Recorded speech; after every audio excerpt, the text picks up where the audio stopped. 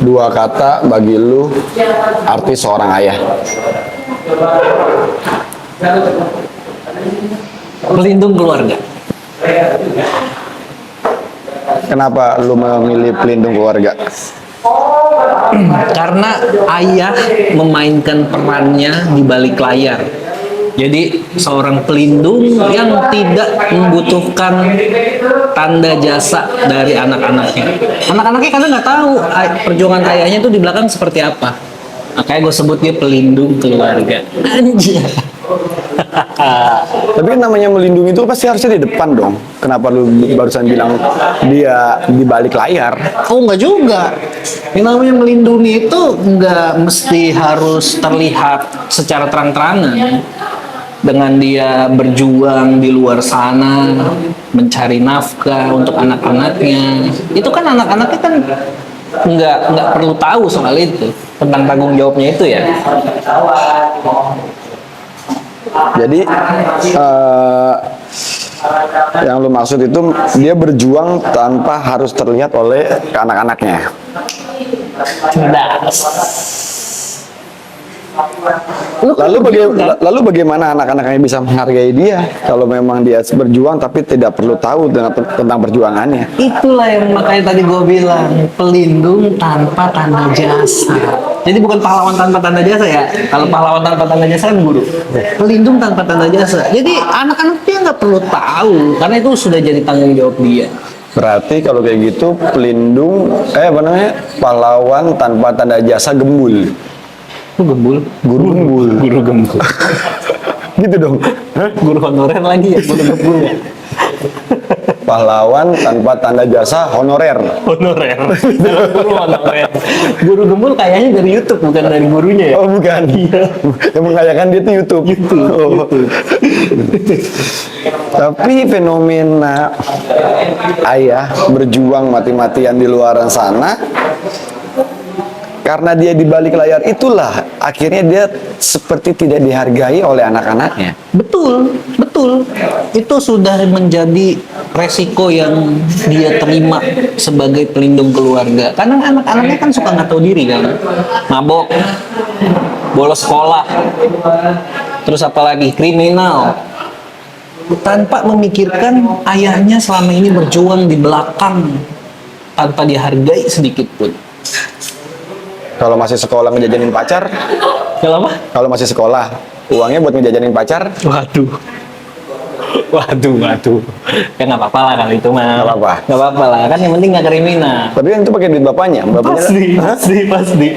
Pasti pakai duit bapaknya. Pasti pakai duit bapaknya. Pasti pakai duit bapaknya.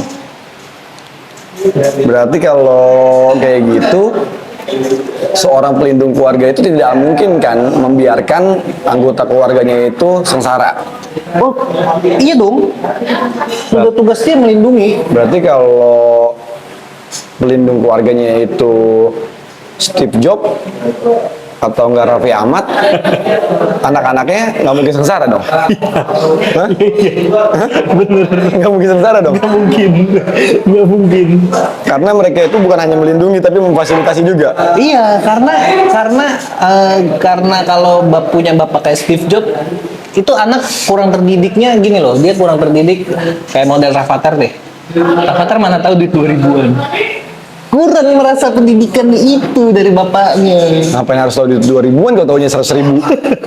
Iya juga, buat apaan ya? Buat apa? Nggak guna. Nggak guna bukan? Nggak guna, bener. Ya kalau yang tadi gue bilang, kalau misalnya memang orang ayah itu sifatnya melindungi dan dia tidak akan pernah membiarkan anggota keluarganya itu susah, berarti rentetan keluarga yang kaya akan menghasilkan anak yang kaya juga dong. Kebanyakan begitu, karena mentalnya udah dibentuk dari kecil, dia udah diajarkan untuk seperti ayahnya. Beda kalau misalnya sama, sorry itu saya ya, kalau yang pelindung keluarganya itu taraf ekonominya tuh di bawah. Dia akan mengajarkan bagaimana caranya untuk makan dulu sebelum. Beda kalau misalnya untuk memperkaya diri tuh kayaknya nggak ada. Itu seperti nomor 10 sampai 100 lah itu. Kenapa gitu? Dari mentalnya, dari mental si orang tuanya. Karena orang tua yang sorry ya, yang miskin itu pasti dia mengajarkan anaknya nggak usah sekolah tinggi-tinggi, kerja, cari duit buat banting tulang untuk keluarga. Beda mental sama orang-orang kaya. Berarti anak-anak yang kayak gitu nggak bisa kaya.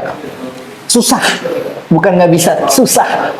Lebih banyak effortnya, lebih banyak perjuangannya untuk menjadi kaya. Iya, susah kaya dia. Kalau Rafathar susah miskin. Susah miskin. Berbanding lurus. Kejam amat ya. Iya kalau dipikir-pikir ya lu. Iya Rapatar susah miskin. Susah miskin. Susah. Cipung. Cipung apa lagi? Jadi kalau emang ada anak-anak yang, karena begini sih pandangan gue bagi sebenarnya bukannya orang tuanya itu tidak mengajarkan untuk bermental kaya, karena orang tuanya itu sudah lelah atau sudah letih untuk mencari uang si ayahnya ini, sehingga waktu untuk mengajarkan lebih bagaimana mencari uang itu kurang. Akhirnya ya sudah, menurut gua hanya seperti itu aja. Yang penting lu kayak gua aja nih kerja, tapi tidak berpikir untuk bagaimana menciptakan lapangan pekerjaan. Ya itu salah satu faktornya, iya benar. Ditambah apa namanya, ayahnya juga maksudnya tidak punya keberanian yang untuk mencoba-coba kan, karena terlalu banyak yang dikorbankan kalau misalnya dia mencoba hal-hal baru gitu, misalnya bisnis atau apa, itu pasti anak-anaknya akan ikut terseret gitu. Sedangkan bisnis kan nggak langsung kan. Berarti dua kata bagi lu arti dari seorang ayah seperti Raffi Ahmad. Dua kata aja. Seperti Raffi Ahmad. Iya, ayah seperti Raffi Ahmad. ATM berjalan.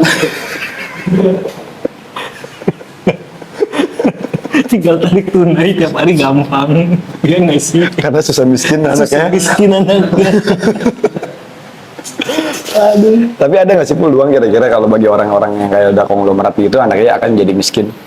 Ada tapi kecil berbanding lurus sama anak yang tadinya miskin jadi kaya. Sama tuh.